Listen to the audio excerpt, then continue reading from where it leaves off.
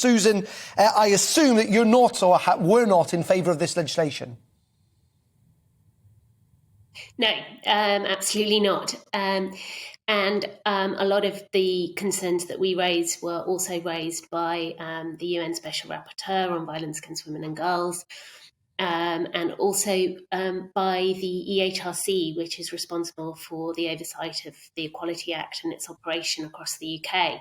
And this is the area now that one of the areas now that the UK government have to consider as to whether or not this bill is competent. Yeah, indeed, that's the big question, is that there are some people saying, aside from the legislation itself, the arguments around the transgender issue, it's a big question about the legality of all of this. In saying that, there are many people who in Scotland will be sitting there saying, we've got a devolved parliament, it's a democracy. Wasn't just the SNP who voted for this as well, but also opposition MSPs. Why should they have their right denied? That's how the parliamentary process should work in a democracy. Well, the parliamentary process also should work in accordance with the Scotland Act, which was something that was voted for by the SNP and by Labour back in the day. It was actually opposed by the Conservatives. And Section 35 is an integral part of the Scotland Act. And that's because some areas of legislation are reserved to Westminster. That is the settlement we have got. And the Scottish Parliament is not supposed to trespass upon those areas.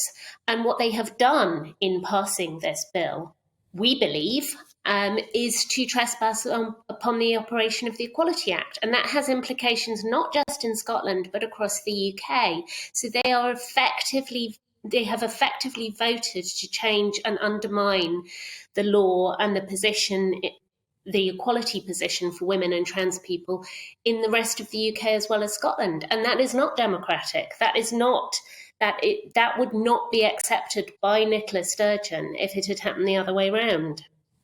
In saying that, many people have suggested that actually this has been a deliberate strategy by the SNP to try and provoke this type of debate, to try and, if you like, entice the Prime Minister into using Section 35 of the Scotland Act.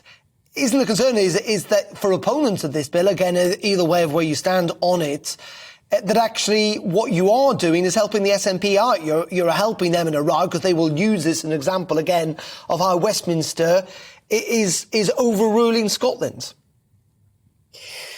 Well, they might, but as I say, the fact is that this is how our devolved settlement is supposed to work. And They have argued and will continue to argue that they want complete independence, but they ought to be careful because this bill is incredibly unpopular across Scotland, and the process by which it passed through the Scottish Parliament was inadequate, to say the least. There was a hugely stacked committee process.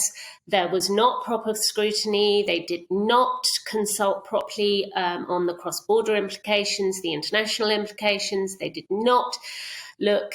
They dismissed evidence from experts who took an opposing view. And of course, there is no second legislative chamber in Scotland. There is no revising chamber. And indeed, some of the Labour MSPs during the stage one debate were saying, inevitably this may end up in court. Well, several pieces of legislation have ended up in court for the Scottish Government over recent years and have been found to be unlawful. And it seems to be that there's an acceptance within the Scottish Parliament. That's how you legislate, and it shouldn't be.